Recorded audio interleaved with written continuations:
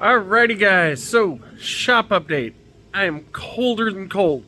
Like the heat's been running in here for hours and it's still not warm. It's like 40 something degrees in here.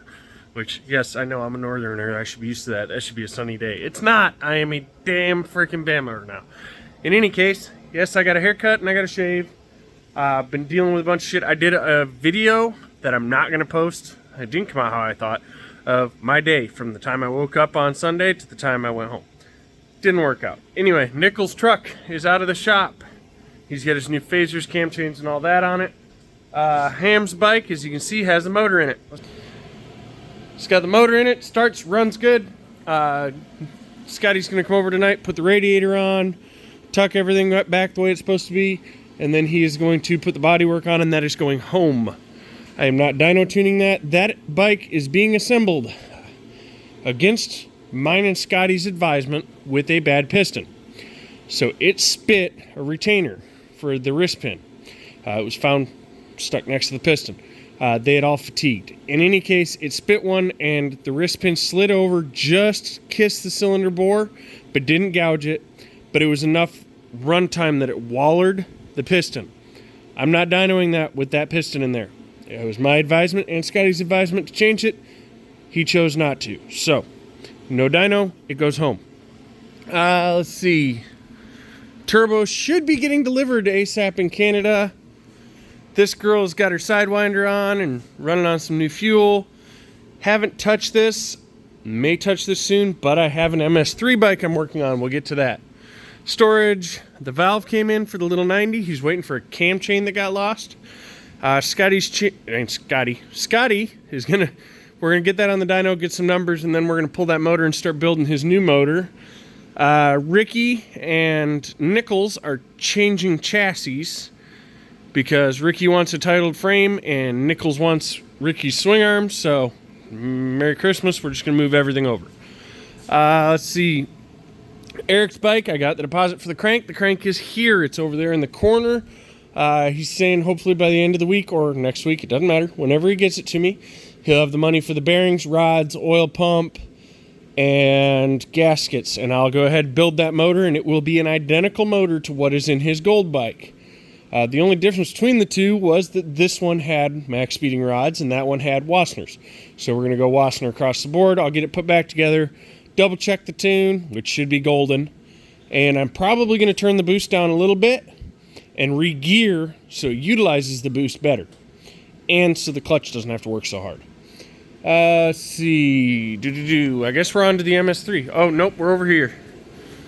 The rod knocker motor that came in, I've got rods for it and a head gasket. Still need to get the crank taken to the machine shop and checked. I did pick that up. I still have to get paid for it, but it is what it is. When he gets money to me, he gets money to me. Then I'll get bearings, the remainder of the gaskets, and that thing can go together. It's all cleaned, packed, ready to go. Now let's jump to the MS3 bike. The MS3, let me actually finish the plug part of the plug and play. I unplugged it so I could hear which injectors were firing better. Anyway, the plug and play is done. I can go ahead and, well, actually I have a pin to move in here. So I do have one pin I need to move in this. Then I can go ahead, that's why I didn't shrink it yet, because I was worried I was going to have to change a pin. I need to double check that it'll function. So I was going to use PWM out for boost control. Turns out I can use digital frequency in, will work as an output for the boost controller. And the PWM out does not. It interferes in the tune. So I got to switch that. But this is the plug and play all done, ready to go with Greg Smith's box on an MS3 Mini. Igniter's all mounted up, rewired. I did all that wiring from scratch. Wired up this sub myself. Plugs right into the factory harness. The only additional wires in it are the two primary grounds for the ECU and the ground for the main relay going to the battery. And then power from the solenoid to the main relay, which is mounted back here, which powers the ECU separate from the bike. It uses the 12-volt keyed that goes into the stock ECU to turn that relay on to provide good, clean, direct battery power to the ECU. Just got done plugging into this. We have functional throttle position. We have RPM signal and sync. We have all 8 injectors firing.